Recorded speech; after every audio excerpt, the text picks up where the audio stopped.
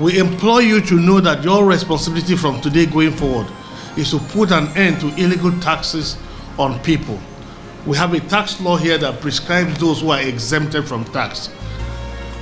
All those categories of people and those that from time to time may be so announced by the governor, including every single hotel that has less than 50 rooms in Calabar and in the whole state, today are exempted from payment of tax.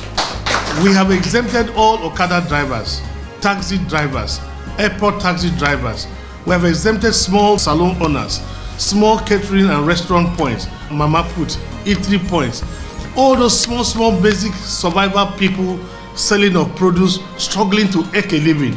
They have been exempted today from paying tax.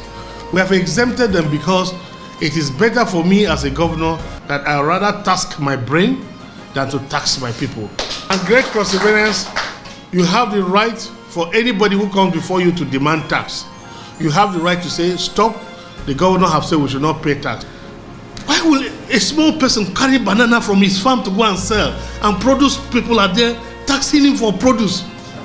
Why would somebody carry groundnut to go to market and somebody is putting a checkpoint on the road and collecting money from the groundnut seller? This is not Ben Ayade, this is not my nature. I am not wired for this insensitivity to a weaker person. I have abolished produce tax. Let farmers earn their money, let them keep their money. Because you didn't give them fertilizer, you did not irrigate the soil, you did not prepare the soil for them, you did not do the land clearing for them.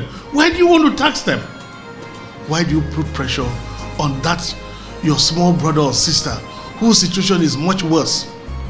Why will we expect that people who don't have scholarship for their children, who don't have good schools, they struggle to pay, struggle with the uniforms, struggle to have security in their small businesses, struggle to get water with their borehole, struggle with generator, and government is providing almost nothing to come back to such people and tax them? I think this is the greatest injustice. I never knew that 5 years into office as governor, I would still find somebody who could live in a thatch house in Cross River. I almost cried because I knew how prepared I was, but it didn't end the way I had dreamt for the state. And I just think that somewhere God will just help me, because I really wish I could really wish I could help. It's very painful, truly. I can't put 5 years and I've not been able to do the change I wished. I know of some small people whose businesses are closed because even after signing into law that they should stop collecting tax, I still find people giving political appointment for a completely different thing. And you see them go back to these same people and dragging them and seizing and closing their shops and taxing. If we have to pay tax, let me contact the anti-tax agency. They will give us a tax code whether we fall under the category of those to pay tax or not.